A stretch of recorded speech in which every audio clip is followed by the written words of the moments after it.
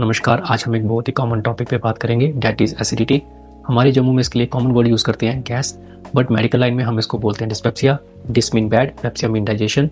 ये एक बीमारी है जो ऑलमोस्ट 100 में से 10 से 40 लोगों को इफेक्ट करती है। ये बेसिकली दो प्रकार की है। One is PDS type, mean post prandial distress syndrome, खाना खाने के बाद पेट में अपर भाग में भारीपन होना, जहाँ पेशेंट को अर्ली सैटिस्फाइटी होना, पेट जल्दी भर जाना। सेकंड जो इसकी टाइप है डेट इज जीपीएस टाइप, जिसमें पेट में जलन या पेट में दर्द रह सकती है। अगर हम इनका कारण देखें तो 70% जो dyspepsia that is functional, mean हर 100 में से 70 लोगों को 3 दिक्कतें हो सकती हैं। जहाँ तो इनका खान पान बिल्कुल ठीक नहीं है, जहाँ तो इनका एक्सरसाइज बिल्कुल नहीं है, जैसे कि आजकल सिटिंग जॉब्स है, ज़्यादातर बैठना पड़ता है।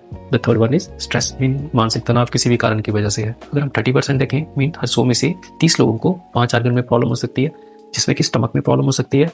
स्टमक में सूजन हो सकती है, जख्म हो सकता है, अल्सर हो सकता है, कोई इन्फेक्शन हो सकता है, किसी फूड से एलर्जी हो रही है। The second is gall bladder, अगर गॉल ब्लैडर में कोई स्वेलिंग है, स्टोन है या कोई और प्रॉब्लम बन रही है। थर्ड इज लीवर में कोई सूजन है या कोई अन्य प्रकार का कोई हेपेटाइटिस या कोई और प्रॉब्लम बन रही है। The fourth one is pancreas related problem, pancreatitis है या पेनक्रियाज में कोई रसोली बन रही है। The last one is heart, कभी कभी हार्ट का पेशेंट भी डिस्पेप्सिया के साथ आ सकता पेशेंट है।